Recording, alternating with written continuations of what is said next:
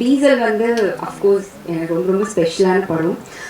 நிறைய பேர் சொல்லுவாங்க எல்லாருமே அவங்கவுங்க நடிச்ச படம் எல்லாமே ரொம்ப ஸ்பெஷல் தான். பட் இது ரொம்ப மோர் ஸ்பெஷல். ஏன்னா வந்து அவ்வளோ எமோஷ்னலாக வந்துட்டு கனெக்டடாக இருந்தோம் எல்லாருமே. ஸோ படம் முன்னாடி இருந்தே வந்துட்டு ஹரீஷ் தேவா சார்லாம் வந்து நாங்கள் ஒரு ஃப்ரெண்ட்ஸாக இருந்தனால ஸோ இன்னும் மோர் கனெக்டடாக இருந்தது. அதனால ஒரு ஒரு ஒரு படத்தோட கொண்டு வரதுக்கு வெளியே கொண்டு வரதுக்கு அந்த ஜேர்னியான ஒரு ப்ரொடியூசராக என்ன பெயின் இருக்கும், எவ்வளோ ஸ்ட்ரகிள்ஸ் இருக்கும், ஒரு ஒரு நாளும் எப்படி கடந்து போகிறாங்க அப்படிங்கிறது இன்னும் இன்னும் வந்து கேட்டு கேட்டு தெரிஞ்சு இது பண்ணனால எனக்கு வந்து ஓகே ஒரு ஹீரோயின் டேட் கொடுங்க அந்த மாதிரி எதுவுமே இல்லாமல் நான் வந்து ரொம்ப இன்வால்மெண்ட்டோட ஒரு ஃபேமிலியாக நினச்சி தான் இந்த படம் பண்ணேன். ஸோ தேவா சார் கண்டிப்பாக இந்த படம் வந்து உங்களுக்கு வந்து பெரிய ஒரு அன்பு, நீங்கள் போட்ட பெயின் எல்லாமே வந்துட்டு அன்பாக உங்களுக்கு ரிட்டர்ன் வரும்.